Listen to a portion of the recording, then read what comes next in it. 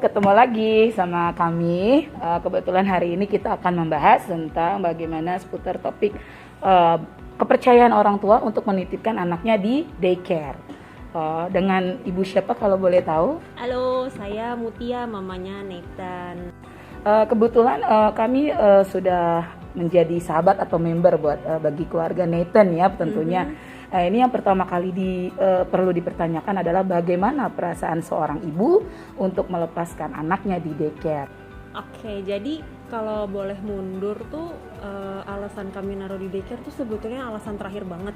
Kita punya masalah soal hire nanny dan lain sebagainya, suka keluar masuk, banyak izin gitu kan. Jadi kita coba cari solusi, kita cari-cari di Bintaro, ada daycare apa aja, terus berjodoh lah sama Living Seed gitu. Nah terus awalnya juga ada ketidakpercayaan itulah karena mindsetnya tuh daycare adalah purely penitipan anak gitu, without knowing ada activity, ada kalau di Living Seed ada devotion dan lain sebagainya kan. Nah, akhirnya kita beranikan coba ke sana ya. Awalnya memang karena tujuan kami mau bebas kerja gitu. Tiba-tiba COVID stroke. Datanglah COVID gitu kan. Takutlah gitu. Akhirnya mulai lagi ngulang lagi, kita tarik lagi Nathan dari daycare. Kami juga coba fokus kerja di rumah bersama Nathan. Dengan suka dan duka ya, meskipun jujur banyakkan dukanya ya. Di luar sebagai tanggung jawab orang tua yang harusnya pada zaman dulu ya, biasanya ada anak ada rezeki gitu ya. Nah ini kan anak pertama loh, begini tanggapan atau stigma dari orang banyak. Ibu bisa menaruh sepenuhnya percayaan kepada Living Seed, khususnya untuk bagian daycare, untuk membimbing dan tentunya untuk asupan gizinya dalam makanan segala macam. Nah balik lagi tadi, karena awalnya nggak percaya, ternyata kami dikasih hasil dari daycare bahwa anak saya tuh banyak aktivitasnya, jadi nggak keleleran aja gitu seenaknya. Terus jam makan teratur, jam tidur teratur, ada even snack segala. Itu tuh kayak ini bagus banget ya ternyata. Bukan cuma lo naruh anak di situ, tapi emang di handle sama orang-orang yang punya skill yang mumpuni gitu untuk ngadepin anak-anak gitu, nggak cuma tanda kutip ART aja gitu. Jadi dari hasil mungkin dari awal 6 bulan pertama lah Nathan di situ, kita udah bisa lihat hasilnya ya. Jadi dari segi sosialnya, dari sensoriknya dan lain sebagainya, tentunya mungkin bagian bahasa juga sangat-sangat berkembang gitu ya, apalagi saat itu juga banyak temennya, jadi banyak ngomong, jadi banyak mainan. Dan kami pun sebenarnya juga udah mulai ngajakin temen-temen, udah kalau nggak ada ART masukin aja ke daycare gitu, daycare kan. Nah menurut mama dan papa sendiri, bagaimanakah pola asuh di rumah dengan di daycare? Apakah ada perbedaan yang mencolok atau memang udahlah gue serahin sepenuhnya aja ibaratnya gitu ya, dan yakin banget kalau daycare itu 100% aman. Nah itu bagaimana tanggapan dari mama dan papa Nathan sendiri? Kalau soal pola asuh jelas pasti kerasa banget bedanya ya, karena kalau dari saya sendiri, saya nggak punya ambisi yang segitunya untuk Nathan harus berjalan kayak gini, polanya kayak gini gitu. Nah tapi setelah dimasukin ke daycare, kami juga agak tahu nih harusnya anak tuh harusnya diapain gitu, karena secara kami kan orang tua cuma tahu teori aja kan, teoritis dari yang banyak Instagram dan lain sebagainya. Ternyata nggak mudah juga gitu.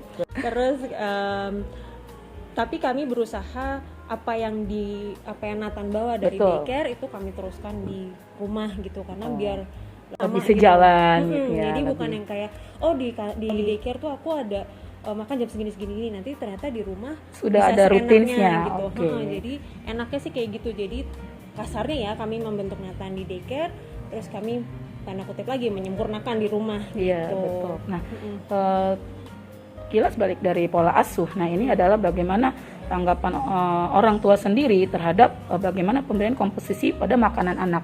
Setidaknya kan pasti orang tua yang menginginkan 4 sehat 5 sempurna. Itu apakah ibu percaya sepenuhnya bahwa kami memang murni gitu untuk memberikan yang terbaik gitu, pelayanan yang maksimal bahkan untuk perkembangan gizi anak-anak sendiri? Kalau dari awalnya sih karena kita juga nggak tahu apa itu daycare kan, jadi benar-benar cuma naruh doang, dan ternyata dari laporan hariannya kita tahu makanannya apa, komposisinya apa aja. Kalau secara teori kan ada karbo, protein Betul. hewani, protein Yeah. nabati, dan ternyata itu semuanya dapet di daycare gitu. Sabtu Minggu kita coba masak kayak, aduh kalau selengkap ini apa aja ya menunya Iya, gitu. betul.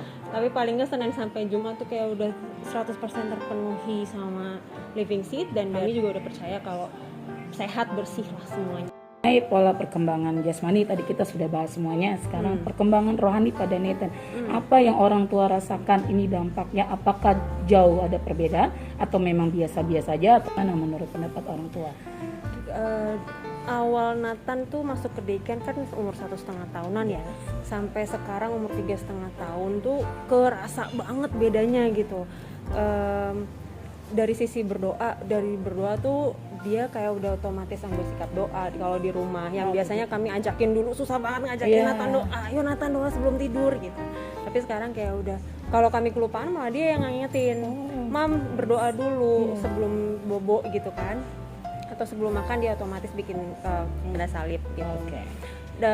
Satu hal yang kami surprise juga adalah bahwa dia sering banget nyanyi lagu rohani karena ikut devotion di daycare kan, karena kami nggak familiar sama lagu-lagu yang kayak gitu. Jadi kayak itu puji Tuhan banget dia bisa justru ngajakin kami orang tuanya terus nyanyi sama-sama, puji Tuhan sama-sama, terus even dengan gaya-gaya koreografinya gitu, itu luar biasa banget sih buat kami gitu. Baik, di sini pasti orang tua menjadi figur nomor satu sebagai figur Tuhan juga pasti. Dan bagaimana juga untuk orang tua bisa menyatakan sevisi semisi untuk menitipkan Nathan di daycare Living Seed.